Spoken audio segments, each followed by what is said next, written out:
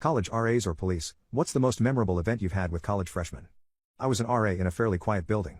We had a few troublemakers, but, generally, it was quiet and calm. And, it was decently clean, for a crusty old residence building. Except for the third floor. The third floor smelled. About a month in, it developed the weird sickly sweet reek of rot that would permeate it for the rest of the year. Rot, with hints of something else underneath. After a week we realized it probably wasn't any of the usual issues, like a chicken dinner left sitting in a study room. After 2 weeks, we got tired of waiting. We spent a while trying to figure out the source, sniffing around, keying into rooms, until finally we tracked it to a single room in the corner. So, we put in a work order. Finally, maintenance comes, goes through the radiator, and ends up finding a rat skeleton. It had been in there so long that it was mostly decayed, hence the stench. So, issue resolved, right? Unfortunately not. The smell simply grew. It deepened, grew richer, an oddly musky odor of putrescence filling the floor. Students complained, and we said that we couldn't do anything. But, we tried. We looked around, checked the floor. Checked common rooms.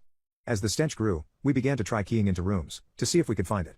By now, duty rounds of 3 were sprints to check for problems, rather than friendly check-ins. So, eventually in our search we got back to that corner room, and we keyed in. Until the day I die, I will never forget the scent. It forced its way past clenched lips and held breath straight to my tongue, where the iron tang of blood mingled with the rot. One RA stumbled away, gagging. And, there it was. The source. Sitting on the radiator, in the window, midwinter with the sun full on it, and the radiator going full blast beneath it, was a mason jar. Inside the jar was 5 months' worth of used tampons. In the aftermath, we requested that the student clean them, time and again, since we could not touch the biohazard. We tried to explain that it wasn't sanitary. She did not remove them. She also, at various times, complained about the smell on the floor, apparently not realizing that she was the cause. We were told by our managers that we weren't allowed to move the jar, as it was private property. Our management was oftentimes ineffective. I stepped down from my position soon after that.